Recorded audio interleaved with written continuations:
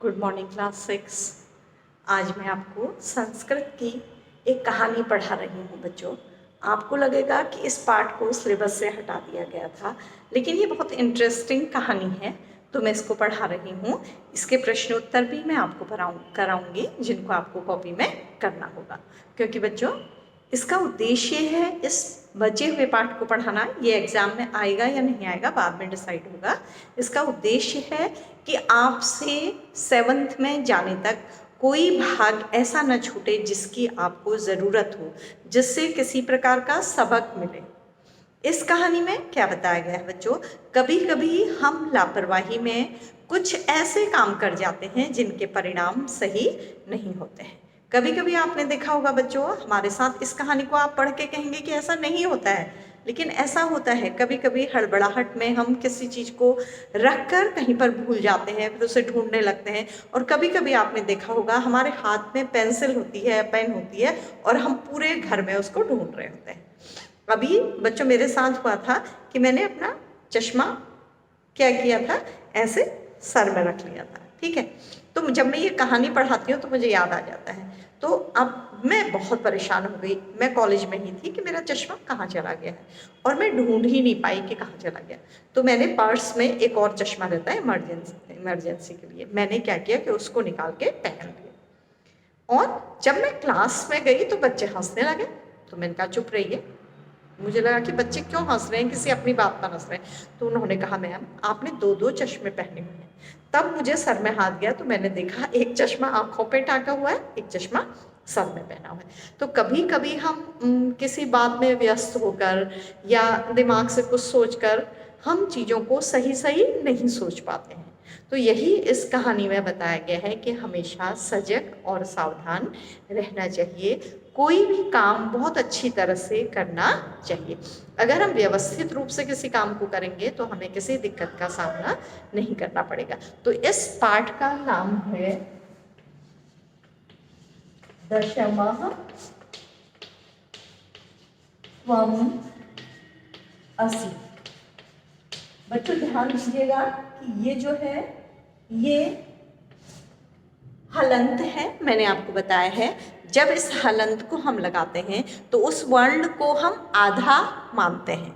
ठीक है, इसे ऐसे भी लिखा जाता है, मैंने आपको पहले भी बताया। ठीक है, तो ये भी यही ये, तो ये ऊ की मात्रा नहीं है बल्कि हलंत है, जो हमें बताती है कि यह व्यंजन आधा है, इसके साथ स्वर नहीं मिला हुआ है। ठीक है, दशमः 10वें, त्वम तुम असि हो 10वें तुम हो।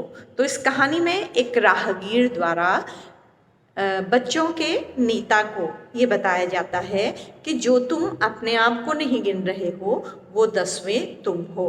तो इसमें होता क्या है बच्चों कि जो 10 बच्चे होते हैं, कितने बच्चे हैं? 10 बच्चे। ठीक है, 10 बच्चे हैं, वो कहाँ गए हैं? एक नदी में नहाने के लिए गए हैं बच्चों। ठीक है, तो मैं 10 बना नहीं रही हूँ, आप देख लीजिए, मैं इसलिए कर रही हूँ कि आपको याद रहेगा। ठीक है, ये जितने भी बच्चे हैं इनको देख लीजिए, कितनी अच्छी ड्राइंग है मेरी, अप्रिशिएट करिएगा बच्चों। ठीक है, तो ये 10 बच्चे जो हैं ये एक नदी में, ठीक है, कहाँ जाते हैं नहाने के लिए? नदी। तो होता क्या है बच्चों, ये लोग नदी तैरकर उस पार जाते हैं। तो लड़कों में से एक थोड़ा सा नेता टाइप का होता है। आप देखते हैं कि जैसे 4-5 बच्चे कोई काम कर रहे हैं तो एक बच्चा स्वयं को नेता की तरह मतलब शो करने लगता है, वो लीडर बन जाता है सबका। तो इनका लीडर समझता है कि सारे बच्चे आए या नहीं आए, सबको गिनने लगता है। तो जब गिनता है तो 1 2 3 4 5 6 7 8 9 तक गिन के अपने आप को गिनना छोड़ देता है, और परेशान हो जाते हैं सब लोग कि एक बच्चा डूब गया है, और चुपचाप बैठ जाते हैं। तभी एक राहगीर आता है, मतलब रास्ते में चलने वाला, और उनको बताता है कि वो लोग क्या गलती कर रहे हैं। उसके बाद वो खुश होकर अपने घर चले जाते हैं। तो मैं आपको संस्कृत प्रोनाउंसिएशन के साथ, संस्कृत उच्चारण के साथ ये पाठ पढ़ा रही हूँ। ध्यान दीजिएगा कि संस्कृत उच्चारण सीखना हमारे गले के लिए, हमारे वोकल कॉर्ड के लिए, हमारी साउंड सिस्टम के लिए बहुत ही लाभदायक है बच्चों। एक्सरसाइज है हमारी, मस्तिष्क की एक्सरसाइज है कि हम संस्कृत को याद करें। तो बच्चों क्या होता है इस कहानी में, पढ़िए धीरे धीरे मेरे साथ। एक बार 10 बालका 10 बच्चे स्नानाय नहाने के लिए नदी अगच्छन नदी को गए। एक बार 10 बच्चे नहाने के लिए नदी को गए। ते नदी जले चिरम स्नानम अकुर्वन्, उन्होंने चिरम देर तक नदी के जल में स्नान किया। उन्होंने देर तक नदी के जल में नहाया। आप देखते हैं कि बच्चे पानी में जाते हैं तो बाहर ही नहीं निकलते। ततः तब ते वे तीर्थवा तैर कर पारम गताह, पार चले गए। नहाने के बाद उन्होंने क्या किया कि वो तैरे और नदी के पार चले गए। तदा तब तेषां नायकः अपृच्छत्, तब उनके नेता ने पूछा, अपि सर्वे बालकाः, क्या सभी बालक नदीम उत्तीर्णः, नदी के पार आ गए हैं, क्या सभी बालकों ने नदी तैर ली है। तो उसने पूछा। ततः तब कदा कश्चित बालकः, कोई लड़का अगणियत गिनने लगता है। जब वो नेता पूछता है तो कोई बच्चा गिनने लगता है। क्या गिनता है, एकः द्वौ त्रयः चत्वारः पंचः षट् सप्त अष्टौ नव इति। 1 2 3 4 5 6 7 8 9, ऐसा इस तरह से गिनता है। सह स्वम न अगण्यत, सह वह, स्वम अपने आप को, न नहीं, अगण्यत गिनता है, वह अपने आप को नहीं गिनता है। अतः इसलिए सह अवदत्, वह बोलता है, नव एव संति, 9 ही हैं, क्योंकि उससे बच्चों कितने गिने थे, 9। दशमः न अस्ति, 10वां नहीं है। अपरः अपि बालकः, दूसरा बालक भी, पुनः दोबारा, अन्यान बालकान, दूसरे बालकों को अगणियत गिनता है। दूसरा बच्चा आता है उसके बदले, वो भी सारे बालकों को गिनता है। तदा अपि नव एव आसन, तब भी 9 ही होते हैं। ते अतः ते निश्चयम अकुर्वन्, अतः इसलिए वे सब निश्चय कर लेते हैं, यत दशमः की 10वां नद्याम, नदी में, मग्नः डूब गया है। तो वो सोचते हैं कि हम लोग हर बार 9 ही गिन रहे हैं, तो 10वां हम में से क्या हो गया, नदी में डूब गया है। हास्यास्पद कहानी है बच्चों, वैसे ऐसा होता नहीं है, लेकिन कभी कभी मैंने आपको बताया ना, हमसे कोई भूल इस तरह की हो जाती है बच्चों। ऐसा होता नहीं कि हम लोग 10 गए तो हम 10 लोगों को नहीं पहचानते। तो ये तो कहानियां हैं जो सबक सिखाने के लिए लिखी गई हैं। ते दुखिता, वे दुखी हो जाते हैं। तूष्णीम अतिष्ठन, और चुपचाप बैठ जाते हैं। तूष्णीम मीन्स चुपचाप।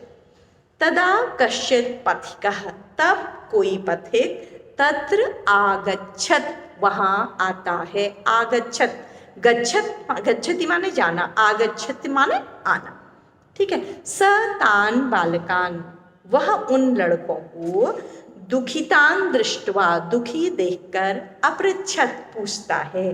बालका, बच्चों, युष्माकम, तुम्हारे, दुखस्य, दुख का, कारणम, कारण किम, क्या है। बच्चों, तुम्हारे दुख का क्या कारण है, क्योंकि वो चुपचाप बैठे होते हैं दुखी होकर कि उनमें से एक डूब गया है।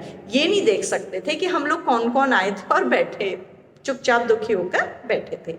बालकान नायकः, लड़कों के नेता ने, अकथयत, कहा, वयम 10 बालका, हम 10 लड़के, स्नातुम आगताः, नहाने के लिए आए थे। इदानीम, इस समय, नव एव स्म, 9 ही हैं। स्म भी थे के लिए प्रयोग होता है बच्चों।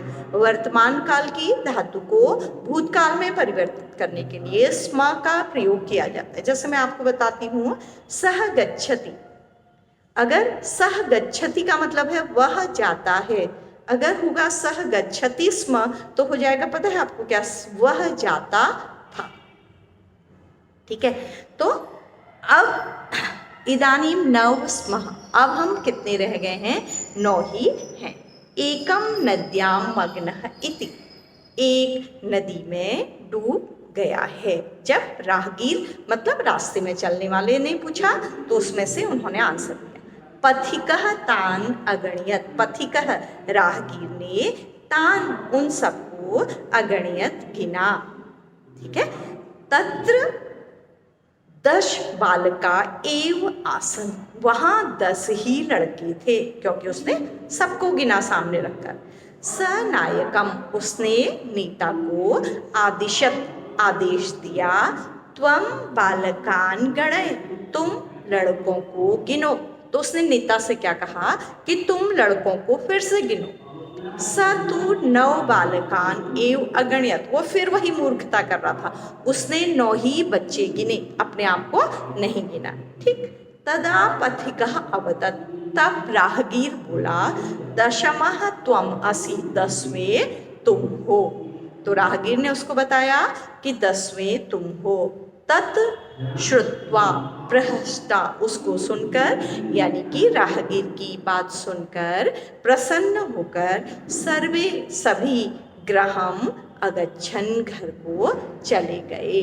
तो उस राहगीर की बात सुनकर सभी खुश हो गए, क्योंकि वो समझ रहे थे कि 10वां डूब गया है। उन्हें लगा कि कोई नहीं डूबा है। इस बात से खुश होकर वो अपने घर को लौट गए। तो बच्चों, हमारा संस्कृत साहित्य इस तरह की मनोरंजक कहानियों से भरा पड़ा है। बल्कि आज भी जितनी कहानियाँ रची जाती हैं या प्रचलित हैं, उनका सोर्स हमारा संस्कृत साहित्य है। तो आप पढ़ेंगे बहुत सारे मिथ प्रचलित हैं बच्चों, कि वो थे या नहीं थे, ये आश्चर्य होता है। कभी हम लोग भी, मैं जब पंचतंत्र की कहानियाँ पढ़ती हूँ या रामायण महाभारत की घटनाएं पढ़ते हैं, या हम किसी प्राचीन परंपरा या संस्कृति के बारे में जानते हैं, तो लगता है क्या सचमुच ऐसा हुआ होगा? क्या राम और कृष्ण हुए होंगे? तो लगता है कि इसके पीछे क्या साइंटिफिक सच होगा या नहीं।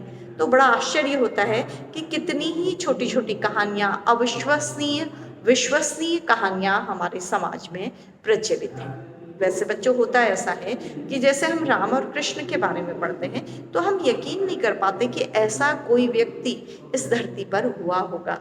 लेकिन कभी कभी जब मैं गहराई से सोचती हूँ, मुझे लगता है जैसे महात्मा गांधी थे ना बच्चों, अब्दुल कलाम थे, जितने ईमानदार, कर्मठ और दुनिया के लिए जीने वाले, उनके पास अपना कुछ नहीं था बेटा। तो हम, हो सकता है कि 1000 साल के बाद कोई यकीन ही न कर पाए कि इस तरह के इंसान भी होते थे, तो उन्हें भगवान की तरह मतलब प्रतिष्ठित कर दिया जाए। सोचने लगे लोग कि गांधी जी तो अवतार थे, ऐसा इंसान तो हो ही नहीं सकता है जो स्वयं बिना कपड़ों के रहे, जो एक कपड़े में सर्दी में रहे, अपने लिए कुछ न करे। उनके बच्चों के पास, जो उनके आज भी बच्चों, उनके लोग बचे हुए हैं, उनके पास अभी भी आर्थिक रूप से वो संपन्न नहीं है, क्योंकि गांधी जी ने अपने लिए कोई पूंजी जमा नहीं की। तो आज के नेताओं को देखकर क्या ये यकीन किया जा सकता है? नहीं। तो धीरे धीरे जब हजारों साल बीत जाएंगे तो लोग समझेंगे कि वो इंसान नहीं थे, बल्कि क्या थे? अवतार थे।